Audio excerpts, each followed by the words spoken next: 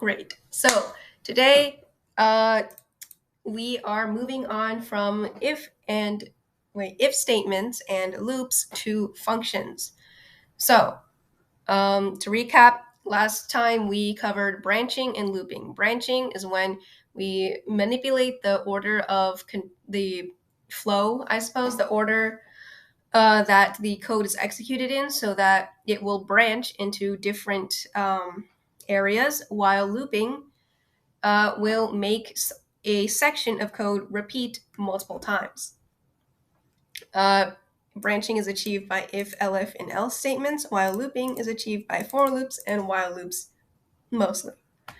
So now we are moving on to functions. So what we are going to be covering is functions, scopes and name resolution, which are part of functions, function signatures, input parameters and return values, which are also part of functions, but are more of the parts that you're going to be working with. Recursive and anonymous functions, which are types of functions, and importing objects for code reuse, which is not really functions, but it will give you lots of new functions to access. So, what is a function? A function is a sequence of instructions that perform a task bundled together as a unit. This unit can then be imported and used wherever it is needed. So, if any of you have been using the print command in Python, which I know all of you probably have been, print is a kind of built-in function. So the string that you put into the print function when you type in print parentheses string, that is your input variable, while when you run it, your output variable is the same string, only displayed as text. So in this case, the box would be, or the green box would just be printing text. However, the process of printing text. However, most functions that you're going to be creating on your own are more complex than that. So, a function is going to be defined using the def keyword for define or definition. And then you name your function, which in this example is called my function. And then you use the parentheses and put in all the names of your input variables. You can have multiple. But we're going to be starting out with single ones. You then end the defining line with a colon. Use the indented lines to write out the explicit instructions for what you want the function to do, and then end it with a return or without a return. I mean, the return isn't necessary, but you just end it when you're done with the instructions, essentially. So yeah, the indented area is called the body of the function, if you wanted to know that.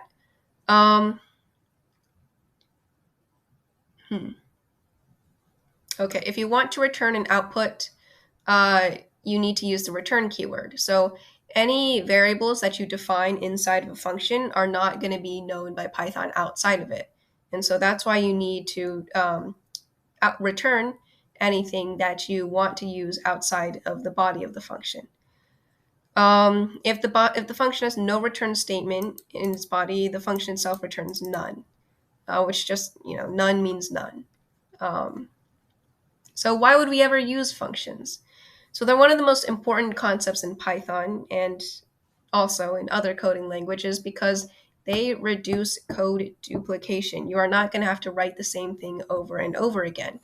Essentially, you're writing a set of instructions packaged inside of a box that you can access at any time. And so that makes things much more efficiently in case you ever need to access those instructions, which are probably going to be, very frequently necessary instructions. They split complex tasks into smaller blocks, which is easier for comprehension. And they also, hide implementation details from their users.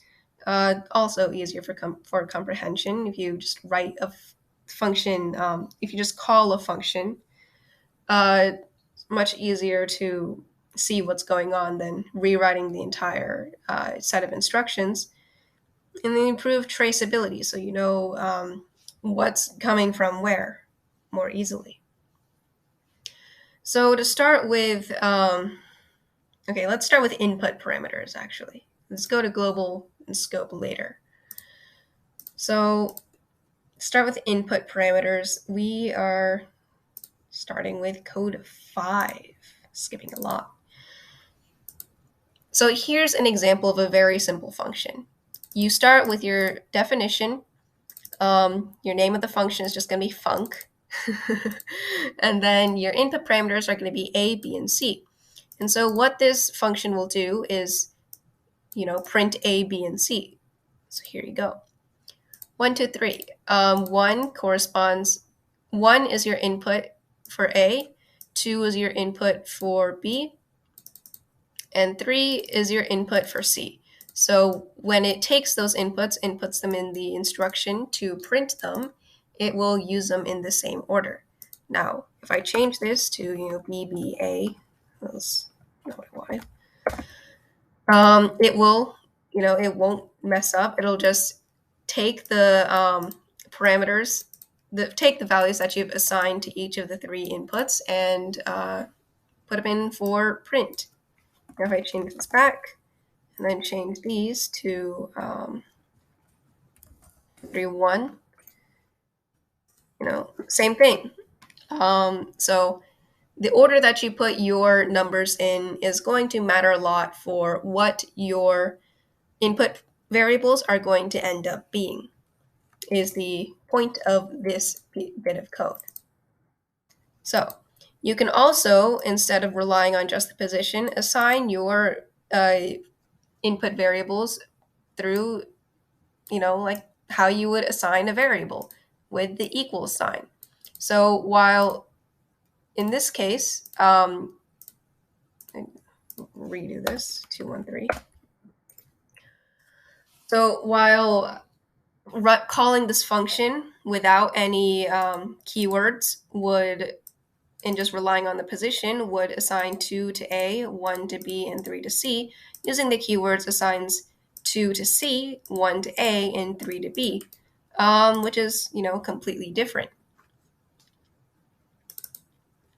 And then you will see you can mix these so that you are that you are using both the positional and the keyword assignments.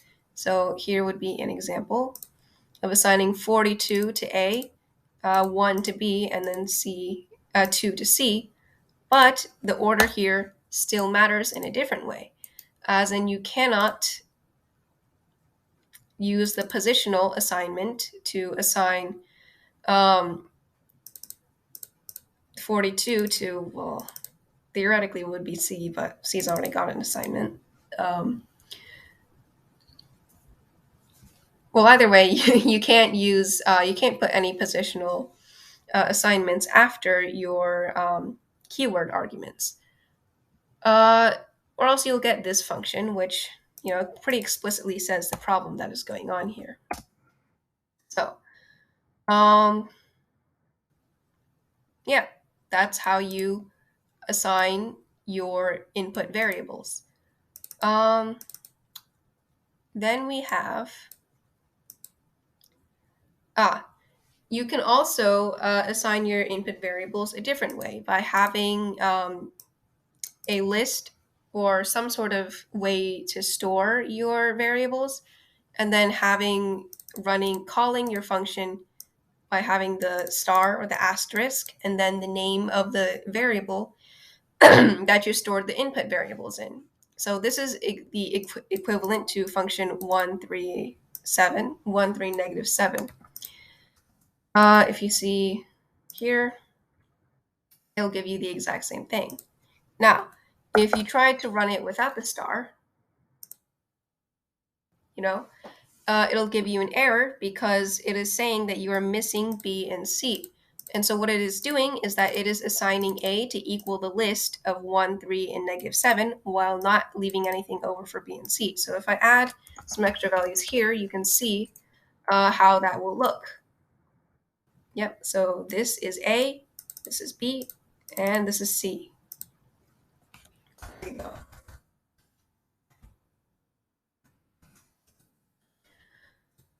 And finally, you can see here, the previous one was an example of storing your input values as a list. This is an example of storing your input values as a dictionary, which is a different way of storing information,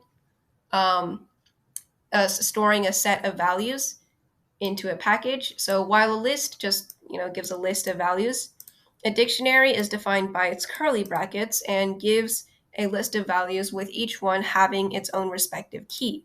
So in this case, the key for one would be B, the key for 2 would be C, and the key for 42 would be A. So yeah, you use these keys to refer to the values. So yeah, there's not much more to say about dictionaries. Well, there's more to say, but it's not really necessary. So while lists require one star to be unpacked into a function calling, dictionaries require 2 stars. So and unpacking this dictionary of key B and value 1, key C and value 2, and key A and value 42, you get the equivalent of B equals 1, C equals 2, and B equals 1, C equals 2, and A equals 42. If you need proof, here you go. Yep, same thing. Great. So, yeah, that's how you call a function, essentially. Now, going back to key scopes and name resolution, these are mostly about how functions are formatted. So you already know that indentation defines essentially to what parts of a statement or function a block of code belongs to. So all of this stuff is indented under my function, which means that all of this stuff only really applies to your function, while stuff that's not indented under your function will apply globally. So if you see, you'll run this whole thing, you'll see that my function is equal to 1 while global is equal to 0. So what this is essentially saying is that when you run my function, it prints the instructions say to assign test equals 1 and then print my function comma test. So here you can see it's after I've called my function, it has assigned 1 equals test and then printed my function 1. But then I've said test is equal to 0. So after I've called my function, theoretically, if this were to affect everything, test would be assigned to 1 again. And so this call of print would print global equals 1, a global colon 1. But since test equals 1 was defined in the scope of the function, it prints global colon 0 instead. So if I ran this with redefining test equals 1, you can see that it will print global colon 1. So global is just referring to statements like these that will affect the entire thing, the entire code, while local would be statements like these that would only affect, that will only affect stuff that's within the function block. Okay, so not only do we have global and local, but we also have outer and inner, which are subsets of local, essentially. So outer, it's pretty obvious. It's the outer ring of the function block, while inner would be the inner ring of the function block. So if I ran this thing again, well, actually, no, let's walk through the code first. So what this function is defining, the instructions of this function are saying that the variable test is going to be equal to 1. And then inside of this function is a new function. Inside that new function, the instructions are saying that the variable test is equal to 2. And when I run this new function, it's going to print inner colon 2, essentially. Now, for the original function, we are going to be calling the new function every time we call the old function. So it just says call the new function here, and then print outer colon test. So either this test is going to be referring to 2 or to 1. And then we go out of the entire function thing as a whole, and then say test is equal to 0, call this original function outer, and then print global colon test. So this test is either going to be 0, 2, or 1. So let's see. Wow, inner gave us 2, outer gave us 1, and global gave us 0. So inner gets called when we call outer, which assigns test equals 1, defines what inner is, and then runs inner. So in this case, you can see that test is equal to 2. Because test was defined as 2 within the inner scope of the inner function. Now, when we look at the outer function, you can see that test was referring to this one instead of this one because test equals 2 only has influence over the inner scope. If you want to refer to test outside of that function, it has to look at the outer scope instruction, which is that test is equal to 1. And then finally, after we run outer, it'll print test again. And so outer scope does not bear any influence on the global scope because it's indented under this outer function. So instead, it looks to this bit of instruction that is not indented under the outer function and assigns that to test. And that's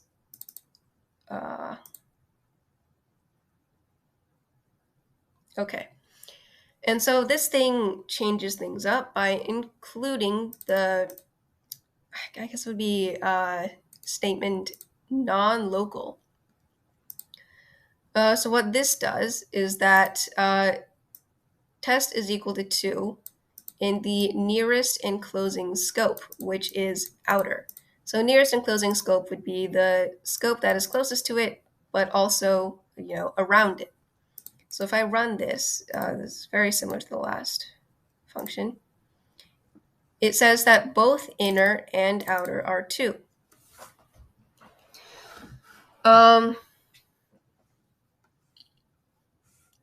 So what this is saying is that, obviously inner was always going to give you 2 because you can see that test is equal to 2 in the same scope as it is in.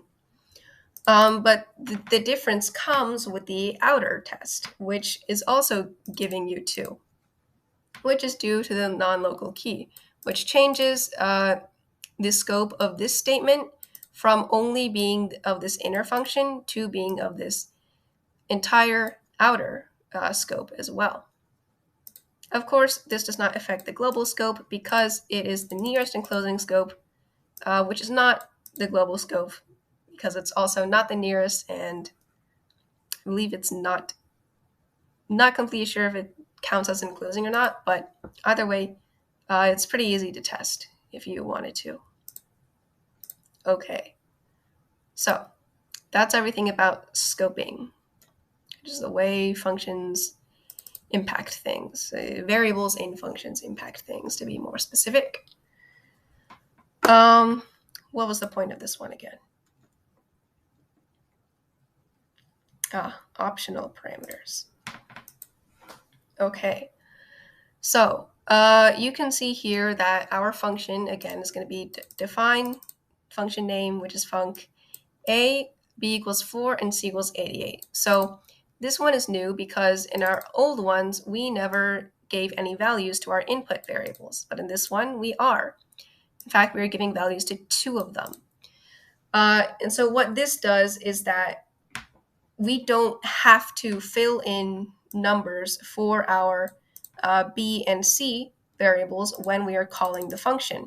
So when I say function 1, if I were to run function 1 here, it would give me an error because I still need to fill in my b and c values. But if I ran function 1 here, it would simply fill in 4 and 88 for b and c, because what you're essentially doing by setting b equals 4 and c equals 88 in the definition is by saying that those are the default values. Of course, that doesn't mean that you can't change them. You can still change them using keywords, as is evidence here. Here. You can change only one of them if you wanted to, using keywords. Again, in this case, the keywords are essential because if you relied on position, you can see that it would simply assume that 9 is now B, while 88 is still C, because 9 is now the second one here. And B is the second one of the input variables. Oh my god, fine. I won't use the spaces then. Yeah, I mean, this shows you can still use positional assignment if you wanted to. Great.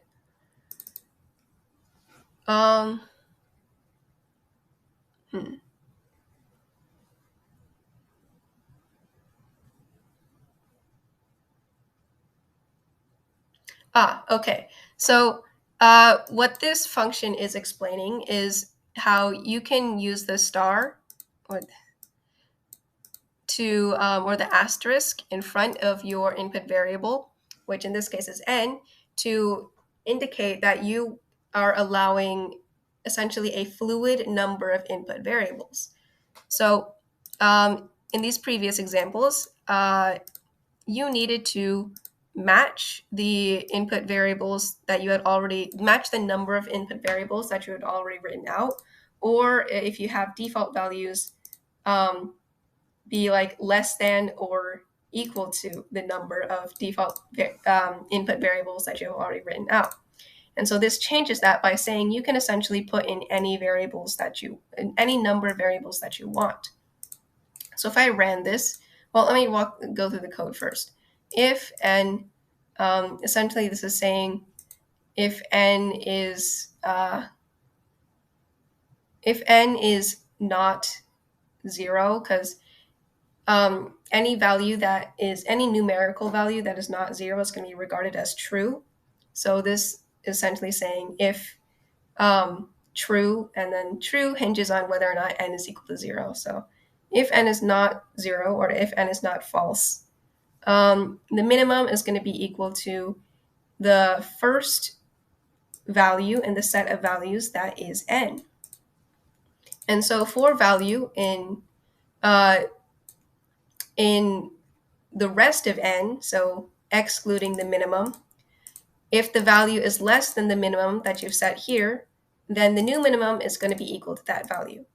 And so essentially what all of this is doing is it's setting the first value in your list n to be the minimum. Then it's going to look at every single value after that. And if those following values, any of those following values, are less than the original value you've set for the minimum, it's going to replace that with that smaller number. And of course, it does this for every number. So by the end, it'll look at every single number, and it should have picked the smallest one out of all of them. And so finally, print minimum. Of course, this does not work if there's nothing inside of n. So that's why you've got this if statement here. It only runs it if n's got numbers, essentially. So you can see here that even though I have 3 statements, I only have 2 outputs of my 3 functions. And that is because in this middle one, it didn't give me any values for n. And so this if n was not satisfied because n was not, did not have a positive number of values here. So it printed nothing. Now, if you look at the first one, it gave me the minimum value. Printed 7. And the second one, the third one also gave me the minimum value. If you wanted to see this more clearly, you could say print value, and then you can watch it like cycle through all of the numbers before it ends on the minimum. And here, look, you can see, oh, might as well print minimum as well. You can see on the first run through, you've got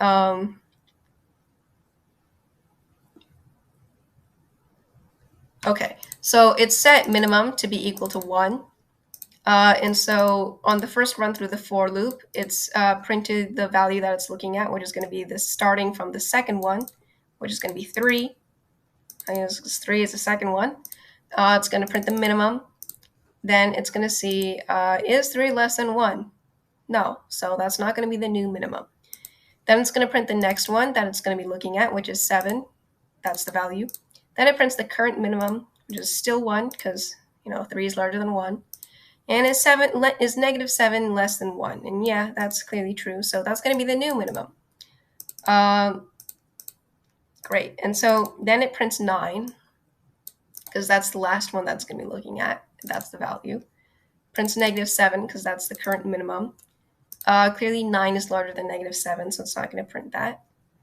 And then it sets, and then it prints the minimum, which is -7.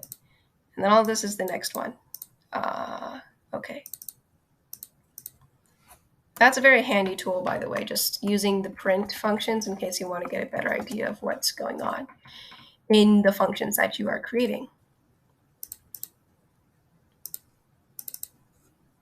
Great. So this does a rather similar thing to the last one, only you want to do the double star, kind of like with the dictionary, and then QUARGs, which stands for keyword well, not stands for, but means keyword args. And args are going to be like arguments, which are like things you put for your input values. So it also gives you a variable amount of input variables.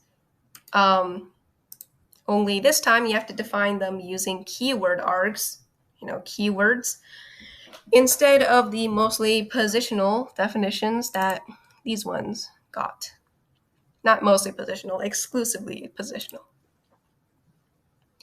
And yeah, it's got the double star because it stores these as dictionaries, the key being A and then the value being 1. Okay. Oh, we just looked at that. Let's see.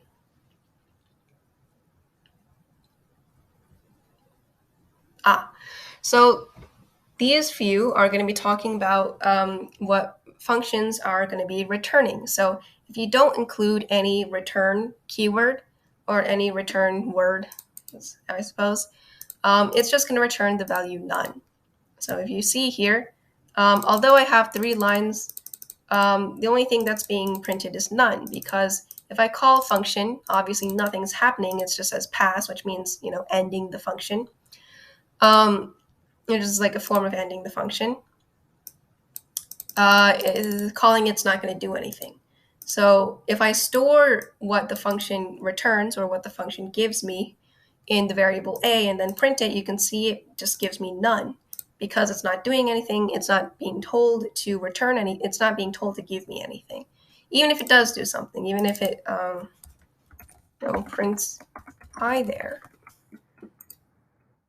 Although running it will do something now, it is not going to return anything because it's executing its instructions, but it's not giving me anything in return.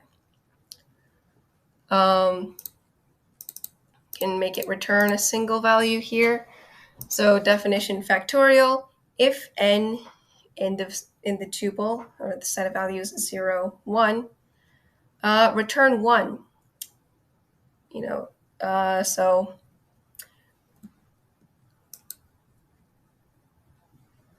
okay, let's see. The return word ends a function, by the way. So if you're calling it and you are calling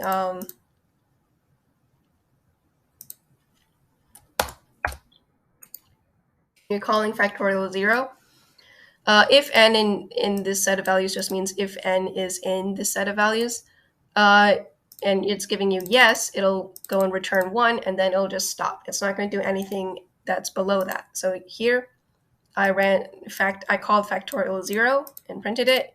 It's just going to give me 1. It's not going to do anything else. Now, if n is not equal to 1, it will not return 1, and it'll continue and assign result to n for number in the range 2 to n. It's skipping 0 and 1 because those are included here. So what this function is doing is it calculates the factorial of n, essentially. And so, when you're calculating a factorial, you don't multiply any values less than 2, because obviously you don't want to multiply by 0. That'll reduce all your hard work into 0. But you don't need to multiply by 1, because that's useless. Anything times 1 is equal to itself. So that's why you start from 2. 2 inclusive. These ranges things are inclusive. And then you end at n, which is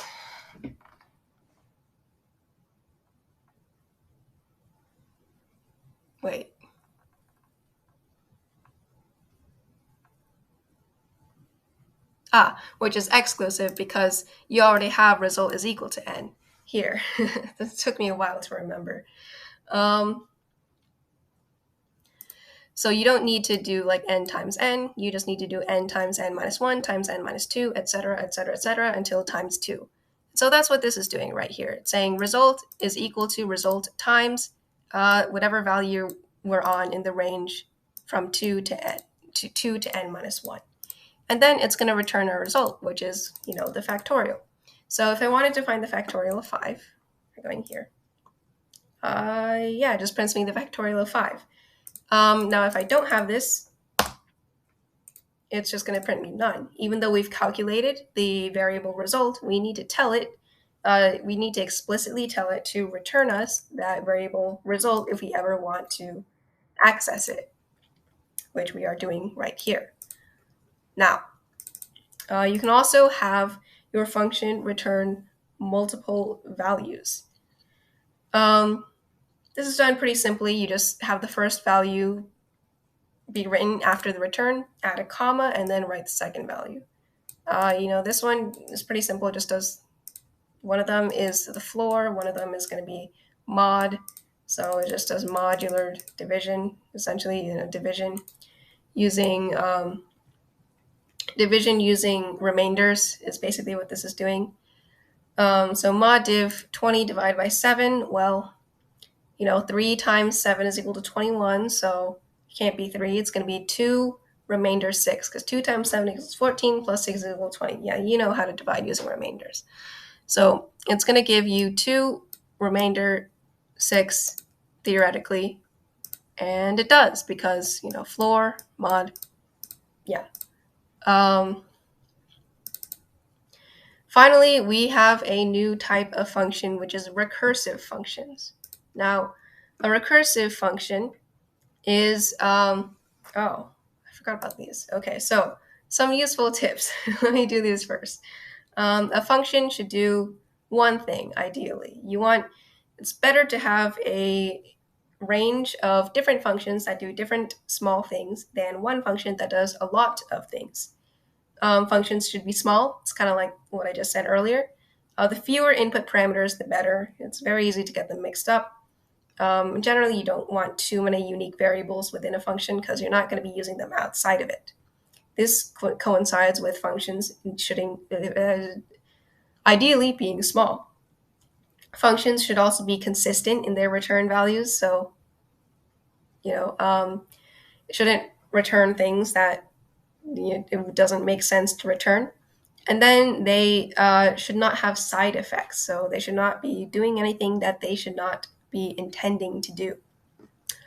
Now, moving on to recursive functions. A recursive function in coding is like a recursive function in math, in that when a function calls itself to produce a result, it is said to be recursive. similarly to how recursive functions in math call on its old cells and then, executes the function again to get a new value. Now, the body of a recursive function usually has two sections, one where the return value depends on the subsequent call to itself, and one where it doesn't, which is the base case. This is kind of like the y-intercept for a recursive function in math. Now, here's an example of a recursive function, which is just like the old one, not the old one, but the previous one, gives the factorial for n. So this is what defines the base case. If n is either 0 or 1, it's just going to give me 1 because factorial of 0 is equal to 1, factorial of 1 is equal to 1. Now, if this is not the case, it should return n times the function of factorial n minus 1. And so you can see here that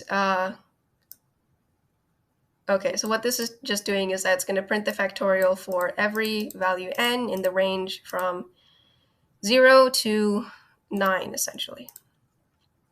You can see here, factorial of 0 is equal to 1, factorial of 1 is equal to 1, factorial of 2 is equal to 2, and then factorial of 9 is equal to 362,880, which is quite the increase. Now, yeah, I mean, this is the part that's important because that's where you call itself. It's calling n minus 1 because, when you run the factorial 9, you want to make sure it's 9 times factorial of 8, which is the same thing as, it runs it again to make sure, 8 is the factorial of 8 is equal to 8 times the factorial of 7. And then in order to figure that out, it has to run it again to see, well, 7 is equal to 7. The factorial of 7 is equal to 7 times the factorial of 6, and et cetera, until it gets to what is the factorial of 2. 2 is equal to 2 times the factorial of 1. Oh my God, we actually know what that is. And then, it kind of builds in reverse from there. Lambda is another way of formatting a function. It's got another name. It's called anonymous functions, which is a more general name for it. But you use the keyword lambda in it, so it's easier. It's easier to call it a lambda function. So what these two lines are doing, essentially, is it is saying the function name is L, and it is equal to lambda x colon x times 2. And so what x is the x here is the input variable. And it is saying what this function is going to be doing to the input variable is multiplying it by 2. So if you see here, print L of 2, it is going to be 2 times 2 is equal to 4. Now, if I am printing L of 2 for each number in the range 0 to 9, I'm seeing that it is simply doubling each value in that set of values. Now, you can use this in like its own function, so like kind of like mini functions, I suppose. Let's say you want to get the multiples of 5 out of I'm sorry, what? Okay, these should be the multiples of 5 up to a number. So this is all, it's mostly like used as a way to make things more efficient, which makes sense because you can see I'm writing this function in only one line. But what this is essentially doing is starting from the interior parentheses, it is saying that, k is going to be our input. Well, our input variable is n. So what? Oh my God! So our input variable n is going to be put in this range n here. So essentially, what it's saying is that it's going to be executing this for each value in our range of 0 to 49, or the range that we've established when we call this function. And so what this here is doing is saying that, okay, it's much easier to just include this. We're trying to filter out all of the values in range n, so where k, which is going to be each value in the range n, if k mod 5 is not equal to 0, it's going to be filtered out. So not k mod 5. Okay, I think I need to write this down. Not k mod 5 means,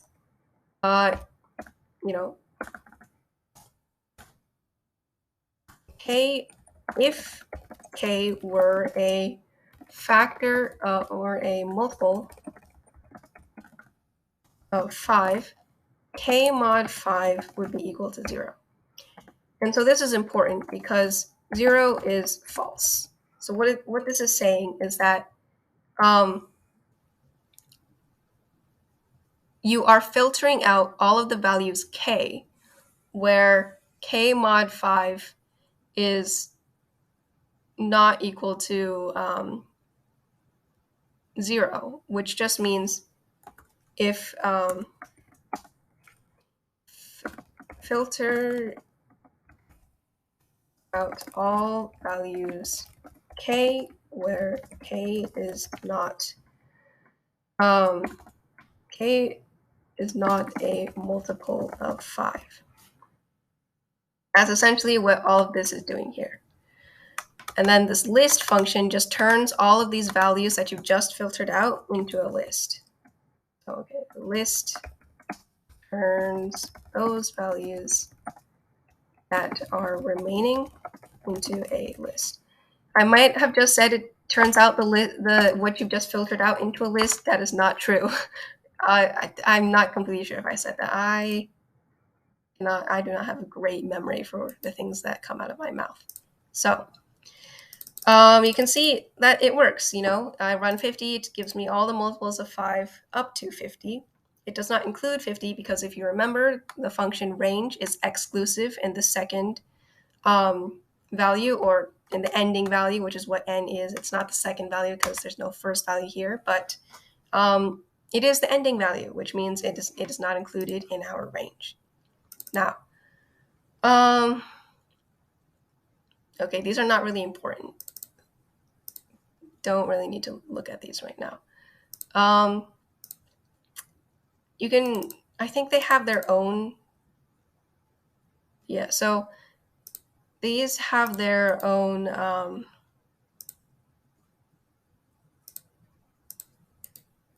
commentary, so you can look at them on your own in the GitHub that's posted, but they're not really related to functions. So moving on. Imports.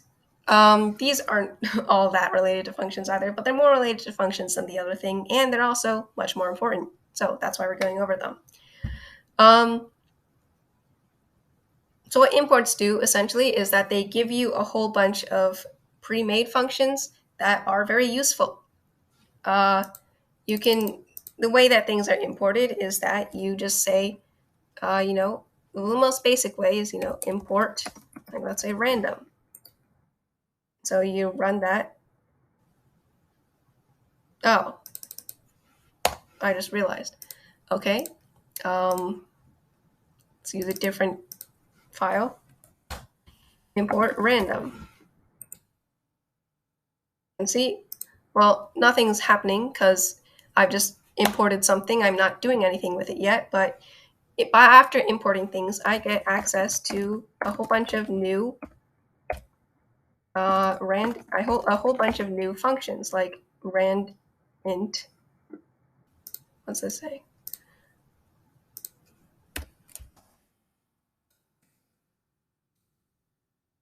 Okay, well, clearly.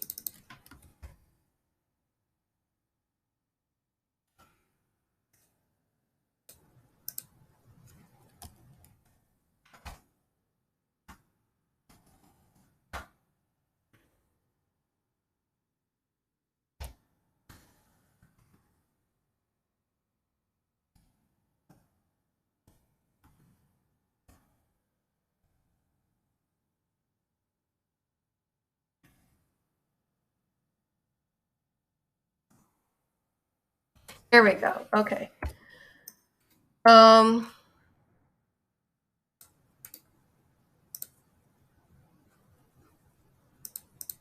my God, are you kidding me?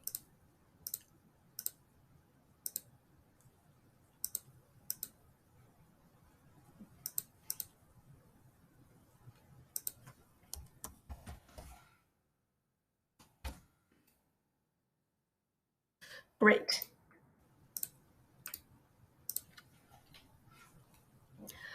Okay, so Randint is clearly not a function that you get on your own without importing the package random first. What Randint does, it just gives you a random integer in this range. Clearly, if I tried it on a different file that does not have imported Randint, it's not going to do anything. It's just going to give me an error.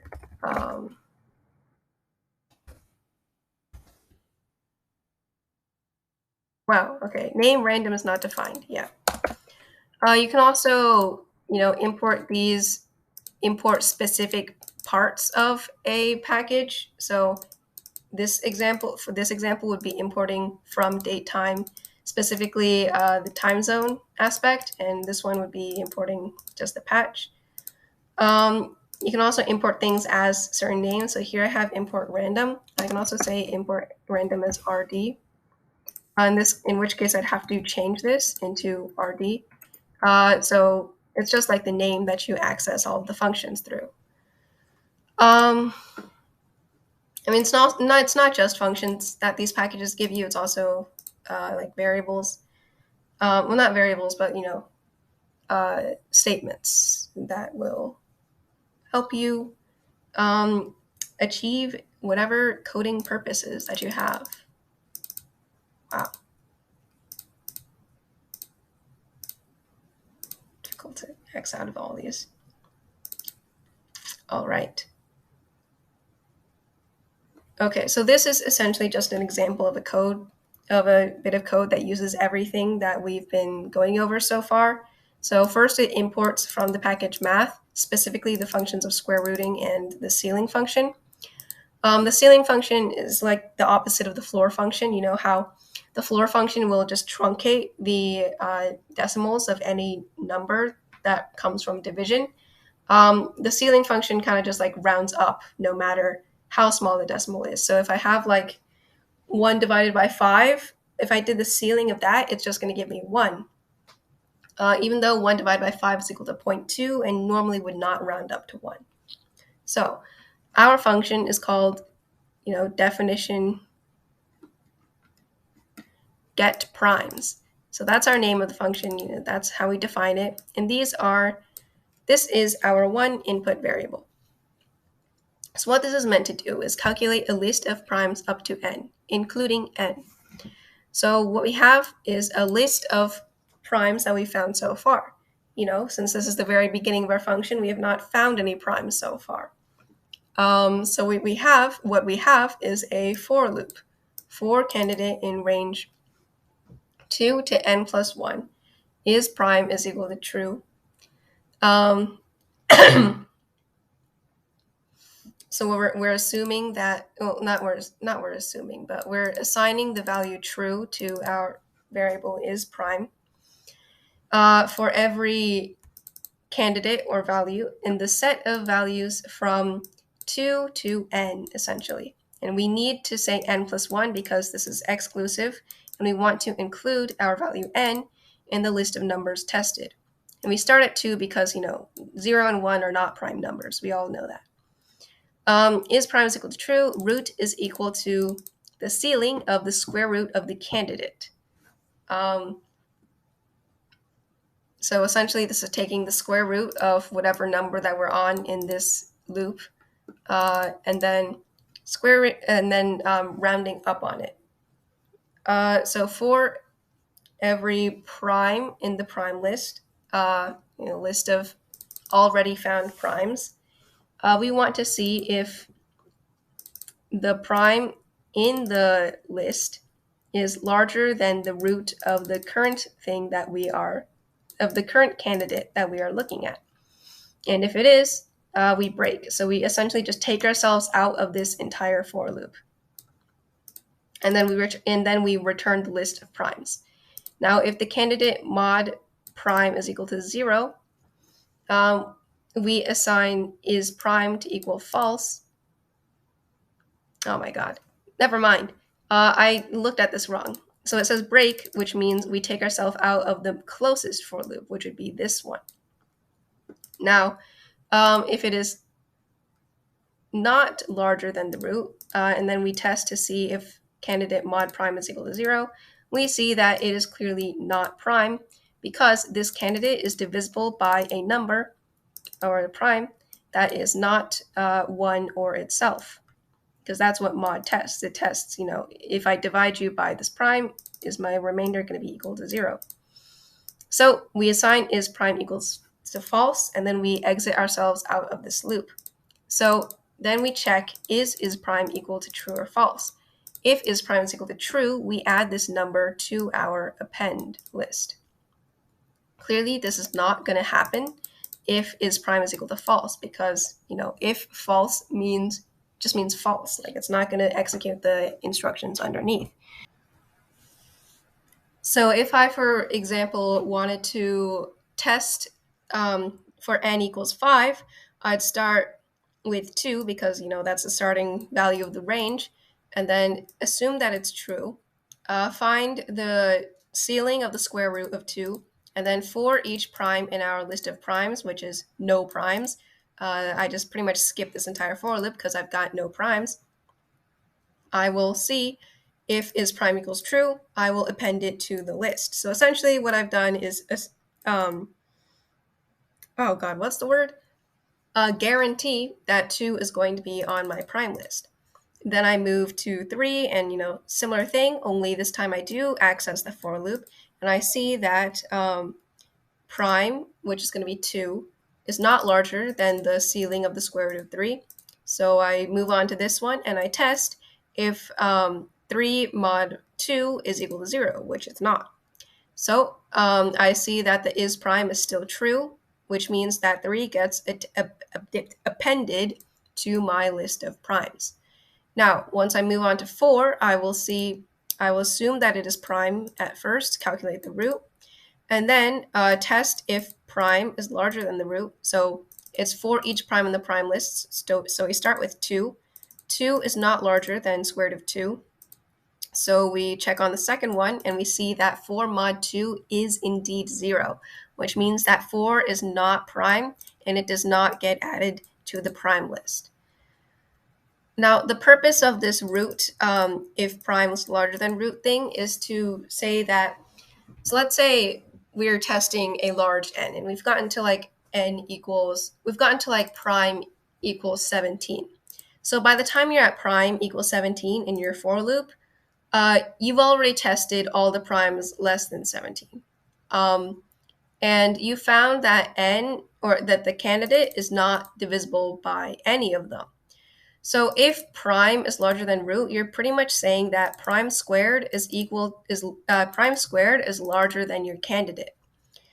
And so that means if your candidate is not divisible by any primes smaller than your prime, and it's also not a square of your current prime, that means it has to be a prime. And it would be pointless to continue testing because none of the primes larger than the current prime in prime list are going to be none of the primes larger than your current prime in prime list are going to be a factor of your current candidate, because once something gets large enough, it just can't be a factor anymore. And so this is how it's testing that. So yeah, once you run it, you can see, it's generated a list of primes up to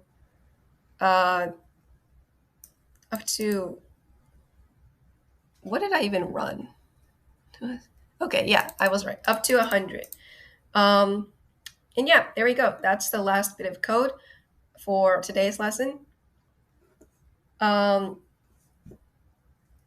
So So hope you've enjoyed functions.